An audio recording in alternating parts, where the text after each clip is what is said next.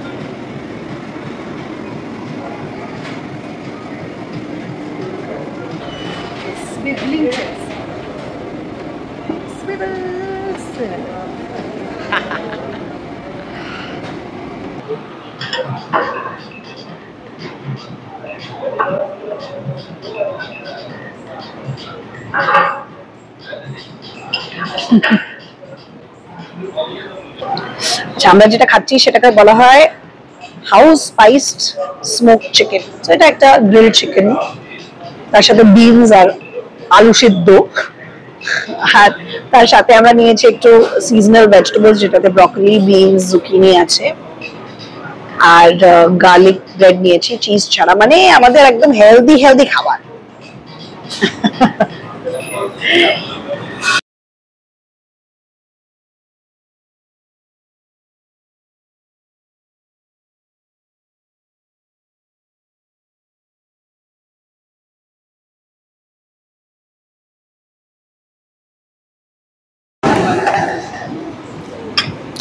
ভীষণ ভালো, টেস্টটা তো ভালো। অ্যাকচুয়ালি আমরা আগেও খেয়েছি এটা, টেস্টটা তো ভীষণ ভালো। চিকেনটা না একদম মানে ভীষণ সফট টেন্ডার, হ্যাঁ, সেই জন্য খেতে খুব ভালো লাগছে। নর্মালি চিকেন একটু ফাইবার থাকে না, একটু ছিবড়ে লাগে, সেটা লাগছে না, অন্তত আমি যে পোর্শনটা খেলাম, বাকিটা আমি বলতে পারছি না, সেজন্য ভীষণ ভালো লাগছে। হ্যাঁ, মনে তো হচ্ছে তাই।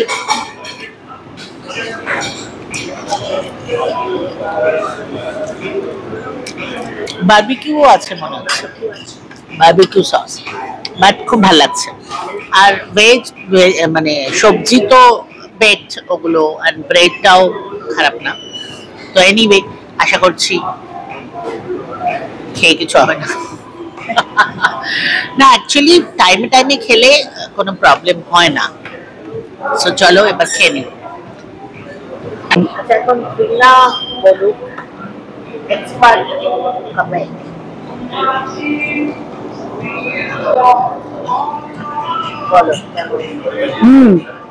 খুব ভালো। জেনারেলি গ্রিল চিকেন ভীষণ ড্রাই হয়ে যায়, ওরা এই জুসটা দিয়ে ওকে বেশ ভালো ময়েস্ট করে রেখেছে, আর ওপরের স্কিনটা বেশ ভালো ইয়ে করেছে, কিন্তু ভেতরটা ময়েস্ট। ওপরের স্কিনটা খুব ক্রিস্প আর ভেতরটা ময়েস্ট, ভেরি নাইস। ব্রেডটা তো খুবই ভালো লাগছে আমার, খুব ভালো লাগছে।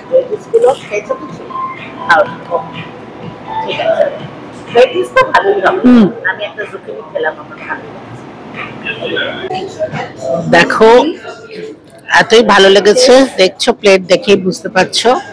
তো এখন আমরা কিছু একটা ভাবছি যে কফি নেবো কিনা। হ্যাঁ বলো। Roasters are coffee roasters. Actually, there is a Kala Devapura estate, which is dark chocolate, which tastes like dark chocolate, hazelnut, and caramel. Or there is Nilgiri, which tastes like raisin, butterscotch, malt, and cherry. Or there is Monsoon Malabar. No, only these. দেখো আমরা চা coffee এত কিছু ঘুরে ফিরে dessert খাবো না, একটু গরম কিছু খাই করতে করতে আলটিমেটলি নিয়েছি যেটা, সেটা হলো এটা। দেখো, তিরামিসু উইথ আইসক্রিম।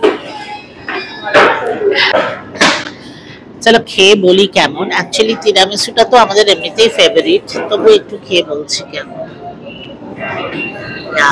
সফট ভীষণ।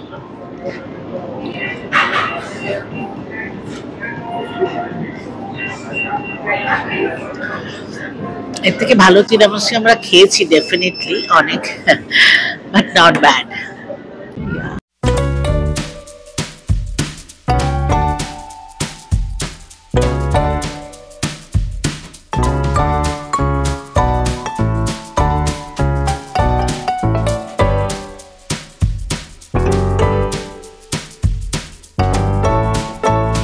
ত্রিনা, কোথায় এলাম আমরা? আমরা এলাম হাইকো পাওয়াই, ব্যাক টু পাওয়াই। সামনেই সুপার মার্কেট যাচ্ছি, টুকটাক বাড়ির জিনিস, অ্যাকচুয়ালি মেনলি ওই যেটা ঝিনুকের চিকেন টুকটাক, হ্যাঁ একটু নেওয়ার আছে।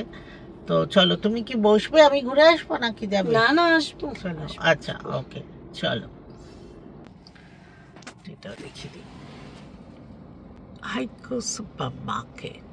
এখন 6টা বাজে, আমরা কিন্তু অন্য কোনো কাজ করিনি, মানে গেছি, খেয়েছি, ফিরেছি, আর দেখলে যে সুপার মার্কেট থেকে অল্প কিছু জিনিস নিয়ে আসার ছিল। মুম্বাইতে এরকমই হয়, মানে তুমি যদি একটা কাজ নিয়ে বেরো তাহলেই তোমার মোটামুটি সারাদিন চলে যাবে। দেখো আমি বেরিয়েছি 1:30টার সময়, তোমাদের বলেছি, এখন বাজে 6টা, মানে মোটামুটি একটা পুরো দিন চলে গেল।